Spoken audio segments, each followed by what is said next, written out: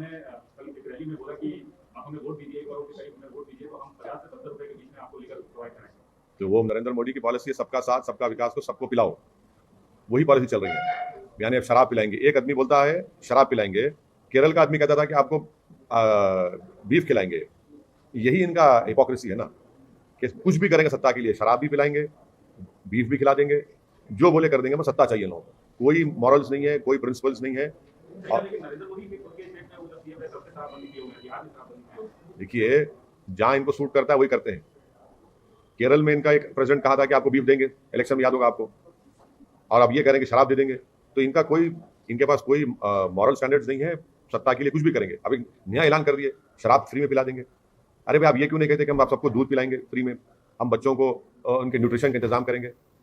ये शराब से बड़ी मोहब्बत होगी बीजेपी वालों को, बहुत ज्यादा मोहब्बत नजर आ रही शराब से। ऐसा लग रहा है कि अंगूर की बेटी से निकाह कर चुके हैं लोग। सर, मालेगांव ब्लास्ट केस में योगी जी ने कहा कि जो हिंदू संगठन लोग हैं, हिंदू लोगों को टारगेट किया गया और कांग्रेस इसकी माफी। किसने कहा? योगी आदित्यनाथ। देखिए, बाबरी मस्जिद की शहादत डेमोलिशन हुआ, एक कन्विक्शन नहीं हुआ, मोदी सरकार अपील नहीं करती।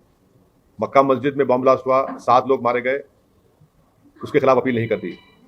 समझौता ट्रेन ब्लास्ट हुआ, कौन किया नहीं मालूम, अपील नहीं करते। तो ना बाबरी मस्जिद किसने शहीद किया वो नहीं मालूम, ना मक्का मस्जिद का ब्लास्ट किसने किया किसी को नहीं मालूम, समझौता ब्लास्ट किसने किया नहीं मालूम। मालेगांव में 2006 में कब्रिस्तान में बम ब्लास्ट हुआ, 48 लोगों की मौत हुई। 2008 में यहां पर बम ब्लास्ट हुआ मालेगांव में, दोबारा 8 लोगों की मौत हुई। अब ये तमाम विटनेस अगर हॉस्टाइल हो रहे हैं तो इसका मतलब ये है कि ये केस खत्म हो जाएगा। फिर किसने किया मालेगांव 2006 किसने किया, 48 लोग मर गए, उनकी फैमिली को कौन जवाब देगा। मालेगांव 2008 में 8 लोग मौत हुई, कौन किया। क्या साध्वी प्रज्ञा ठाकुर के नाम पे मोटरसाइकिल है नहीं है। मुंबई में 92 के ब्लास्ट में एक मारुति वैन थी एक लेडी की, वो वैन के ऊपर तो सजा होगी, तो इस पर सजा नहीं हो सकती। क्या अब ये तो बताना पड़ेगा सरकार को। क्या ये सरकार मरने वालों जो मौतें हुई है उनको इंसाफ दिलाएगी नहीं दिलाएगी। आप तो खामोश बैठे हुए हैं। ये तो सरकार का काम है, सरकार तय खून दे। जो लोग मर गए मालेगांव में, जो लोग मरे हैदराबाद में, जो समझौता ब्लास्ट में मरे, उनको क्या मैसेज दिया जा रहा है, क्या मैसेज दिया जा रहा है उनको।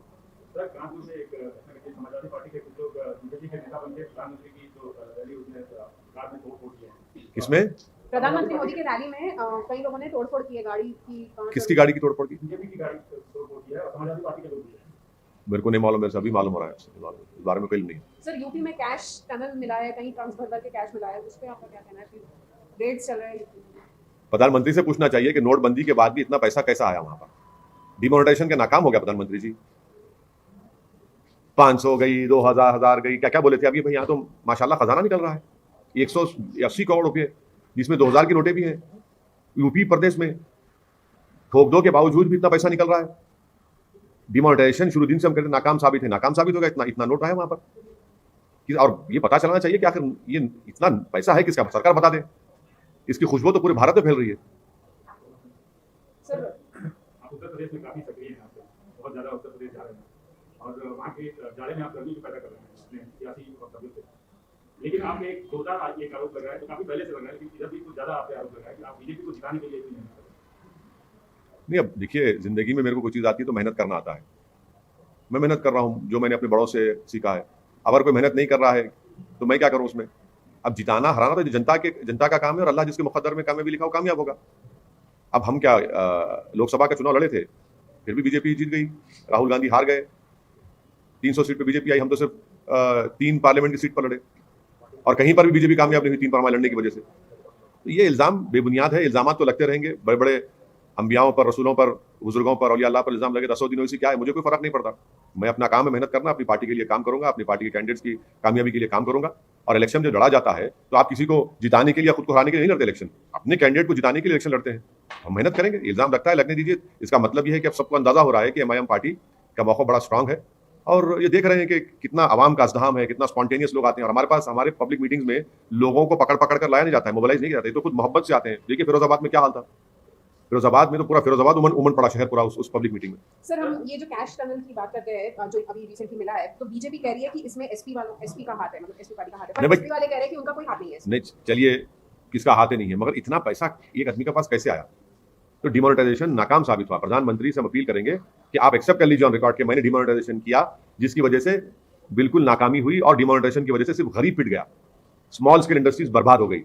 हजारों की तादाद में नौकरी चली गई, अभी तक डिमोनेटाइजेशन कैप है, गरीबों पर, नौजवानों पर उनका बेरोजगारी मुकद्दर बन गया। मगर इस तरह के लोगों के पास तो आज भी नोट है और कल भी रहेगा।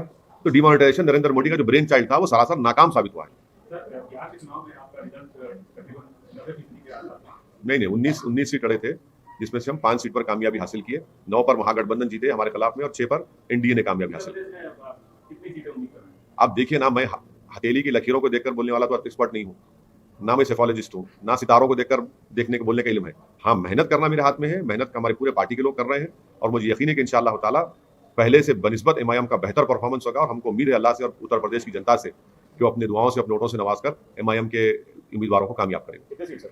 100 सीट पर तो शौकत साहब प्रेसिडेंट ऐलान किए हमारे कि हम चुनाव लड़ने की तैयारी कर रहे हैं। सर अभी मतलब कैंडिडेट्स अरे इतने बड़े पार्टी ऐलान नहीं करे, अब हमसे पूछ रहे हैं। बीजेपी रूलिंग पार्टी, उनसे पूछ लीजिए 300 में कितनों को ड्रॉप करेंगे, 100 को करेंगे, 50 को करेंगे। उत्तर प्रदेश के जो पुराने मुस्लिम लीडर्स हैं, कुछ मौलाना हैं, उनको आपकी उत्तर प्रदेश में जो आपकी आमद हुई है उससे बड़ी तकलीफ हो रही है, क्या कहना है? नहीं, मैं उनकी तमाम की इज्जत करता हूँ और उनको तकलीफ हो रही है तो मेरे पास उनकी तकलीफ की दवा है, वो मुझसे रब्ता कर लें, उनकी तकलीफ दूर हो जाएगी अगर मुझसे मुलाकात करेंगे। मगर उनको ये देखना है कि जयंत चौधरी के स्टेज पर 10 साल का ज़मीरुल्लाह एक एमएलए है, उसको आप ढकेल देते हैं। कई ऐसे वीडियोज आ रहे हैं कि बड़े बड़े मुस्लिम नेता हैं समाजवादी के, उनको पीछे बिठाया जाता है। ये क्यों हो रहा है? हम तो ये बोल रहे हैं कि हिस्सेदारी की लड़ाई एमआईएम पार्टी लड़ रही है, आप हिस्सेदारी की लड़ाई में आप शामिल हो जाइए, आप आगे बढ़िए, हम आपके पीछे काम करेंगे। आप बहुत आपने साथ दिया, आप देखिए कितने सम्मेलन, ब्राह्मण सम्मेलन हो रहा है, ठाकुर सम्मेलन होता है। अरे भाई, मुसलमानों की तो कोई अहमियत ही नहीं रही ना उत्तर प्रदेश में, उनके वोट की वैल्यू की अहमियत नहीं रही। तो इसलिए हम इन तमाम बुजुर्गों से अपील कर रहे हैं कि इन नौजवानों की सरपरस्ती करिए। आप ये जो नौजवान जो दौड़ रहा है, हिस्सेदारी की लड़ाई लड़ रहा है, आप उन नौजवानों की सरपरस्ती करिए, उनके लिए दुआ करिए, उनके लिए आशीर्वाद करिए और यकीनन आपको जो तकलीफ हो रही है मेरे पास उसका इलाज है, मुझसे मुलाकात करिए। सर कांग्रेस मतलब सपोर्ट करना, योगी का स्टेटमेंट आपने देखा होगा, कांग्रेस सत्ता में है जब हिंदू संगठन के लोगों को टारगेट करके मालेगांव क्लास में फंसाना, और जब ऑपोजिशन में है विरोध करना, ये योगी जी का स्टेटमेंट था। इस पे आप देखिए, चाहे कांग्रेस पावर में रहो या बीजेपी पावर में रही, मिसकैरेज ऑफ जस्टिस अगर किसी से हुआ है तो मुसलमान से, दलित से हुआ है, आदिवासियों से, इन दोनों पार्टियों ने किया है। तारीख है, हमारी हिस्ट्री है कि कितने जेलों में सड़ गए। यूएपीए का इस्तेमाल किस पर होता है, कोटा का इस्तेमाल किस पर हुआ, टाडा का इस्तेमाल किस पर हुआ, मुसलमान, दलित, आदिवासी पर हुआ और तमाम मिसकैरेज जस्टिस है। कंप्लीट मिसकैरेज ऑफ जस्टिस अगर किसी से हो रहा है तो इन 3 कम्युनिटीज से हो रहा है। ये दोनों पार्टी जो पावर में रहते हैं, इसमें कोई डिनाई नहीं कर सकता। 1.5 साल, 3 साल, 4 साल जेल में और बरी हो जाते हैं। क्या बीजेपी के 6.5 साल में इन्होंने इस्तेमाल नहीं किया, कानून को गलत इस्तेमाल किया, जेलों में डाल दिया और 4 साल 5 साल के बाद बरी हो जाते हैं। कोई पूछने वाला नहीं है उनको, कोई सजा देने वाला नहीं है उन पुलिस ऑफिसर्स को। क्या करना चाहिए सर, मतलब आप अभी क्या करना चाहिए कैसा? कानून में तरमीम करिए कि जो कोई भी गलत तरीके से किसी पर झूठा केस डालेगा तो उस पर भी सजा होगी, उसको ऑफिसर पर या जो भी प्रोसिक्यूशन करेगा। क्या बात है, आप बताइए, 5-5 साल 6-6 साल आप जेल में रहेंगे और जब निकलते हैं उसके बाद केस खत्म, कोई पूछने वाला नहीं है।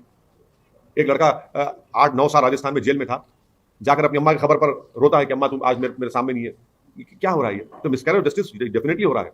और इसी तरह के कानून जब आप बनाएंगे तो कानून आप बना देते, बुक कर देते और जेल में उनको डाल देते, सड़ा देते वहां पर, और 8-9 साल के बाद बरी होते। सर, कोविड केसेस जैसे हम देख रहे हैं बढ़ रहे हैं दिन ब दिन, और अब जो है वो प्रधानमंत्री नरेंद्र मोदी ने बूस्टर डोज भी अनाउंस कर दिया है। देखिए, प्रधानमंत्री जो है ना वो बूस्टर छोड़िए, प्रधानमंत्री हमको ये बता दें कि मैंने पार्लियामेंट की स्पीच में कहा था कि हमारे हेल्थ वर्कर जो है फ्रंट लाइन, उनको कोविशील्ड या कोवैक्सीन का 2 डोज लेकर 7.5-8 महीने हो गए। अब ये कह रहे हैं कि प्रिकॉशनरी वैक्सीन। अरे भाई, उनकी इम्यूनिटी खत्म हो चुकी है। प्रधानमंत्री देश को बता दें, नंबर 1 कि उनको प्रिकॉशनरी वैक्सीन तो कोविशील्ड कोवैक्सीन नहीं लग सकता है, सब एक्सपर्ट से कह दिया। तो क्या प्रधानमंत्री कोवोवैक्स या जेनोवा का mRNA वैक्सीन लगाएंगे या बायो ई का भारत बायोटेक का जो नेजल देंगे? क्या देंगे? अभी आप तो इमरजेंसी ऑथराइजेशन दे रहे हैं और पहले जनवरी 15 सबको लगा देंगे। कितना झूठ बोलेगी सरकार ये? जनवरी 15 से अगर आप लगाएंगे हेल्थ वर्कर्स को और 60 साल की उम्र के जो बुजुर्ग हैं जिनको मोबिलिटी, कौन सा लगाएंगे सरकार, बताइए आप? इमरजेंसी ऑथराइजेशन का मतलब क्या है कि जिसको इमरजेंसी में यूज करेंगे। ये बता रहा है कि इस सरकार के पास प्रिकॉशनरी वैक्सीन या बूस्टर वैक्सीन की तैयारी नहीं है, कुछ तैयारी नहीं है, और देश को झूठ बोल के आंखों में धूल झोंक रहे हैं। ओमाइक्रॉन के लिए बूस्टर शॉट या प्रिकॉशनरी वैक्सीन जरूरी है। आप क्या देंगे? कोविशील्ड को वैक्सीन तो नहीं दे सकते ना आप, आपको mRNA वैक्सीन देना पड़ेगा। इंग्लैंड, यूके ने सितंबर में ऑर्डर किया था, आपने 1500 करोड़ रुपए दिए किसको? कॉर्बोवैक्स को। कब देगा वो? कब देगा? जनवरी के एंड में देगा। आप कह रहे 15 जनवरी से सबको लगा देंगे, पूरे डॉक्टर्स को, फ्रंटलाइन वर्कर्स को, और आपके 60 साल के ऊपर जो है, आप कौन सा देंगे बताइए ना? और कितने आपके पास मेडिसिन है बताइए, वैक्सीन कितने आपके पास? कुछ नहीं है, कुछ तैयारी नहीं है आपके पास, सिर्फ अनाउंसमेंट, जुमला, हेडलाइन मैनेजमेंट है। बच्चों को भी 3 तारीख से। अरे कौन सा लगाएंगे बच्चों को? आप तो इमरजेंसी ऑथराइजेशन का मतलब है कि इमरजेंसी में लगाएंगे। आप कौन सा कॉर्बोवैक्स लगाएंगे, कोवोवैक्स लगाएंगे, या फिर वो भारत बायोटेक का नेजल का ड्रॉप्स करेंगे, कौन सा लगाएंगे? आपका कोई ब्लूप्रिंट ही नहीं है। आप तो सिर्फ अनाउंस कर दिए। तो सेकंड वेव आने से पहले वैसे ही हुआ था, अब ऐसे ही कर रहे हैं लोग। हम तो समझे कि सेकंड वेव में जो बर्बादी हुई, जो लाखों में लोग, भारत के लोग मारे गए थे, आप उसके लिए तैयार रहेंगे थर्ड वेव के लिए, मगर अभी भी आप वही गलती कर रहे हैं।